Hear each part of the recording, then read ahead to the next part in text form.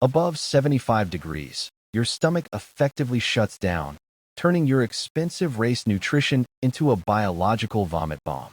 When you run in the heat, your body enters a panic state called thermoregulation conflict. It violently shunts blood flow away from your stomach and sends it to your skin to cool you down. This means digestion efficiency drops by up to 80%, so that gel you just swallowed isn't fuel anymore. It's a brick sitting in a stomach that has gone offline.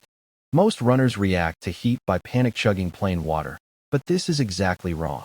Because your gut transport mechanisms are compromised, that water just sloshes around, diluting your blood sodium and increasing the risk of hyponatremia.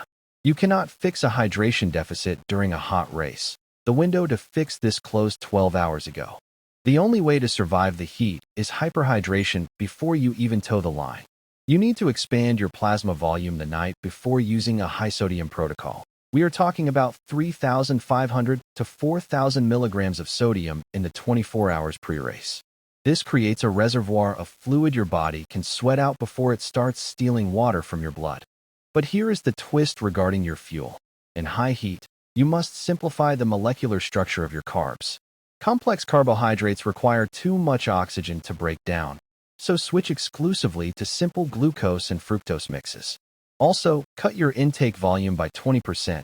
Your engine is smaller today, so don't flood the carburetor. There is one loophole to the gut shutdown rule: ice slurries. Consuming crushed ice doesn't just hydrate you.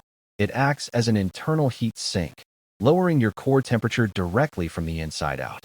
This phase change from solid to liquid absorbs significantly more heat energy than cold water ever could. Finally, you must adjust your pace using the dew point correction factor. Physics dictates that for every 5 degrees above your optimal temperature, your cardiac output creates less speed for the same effort. Ignore this math, and you won't just hit the wall. You will end up in the medical tent.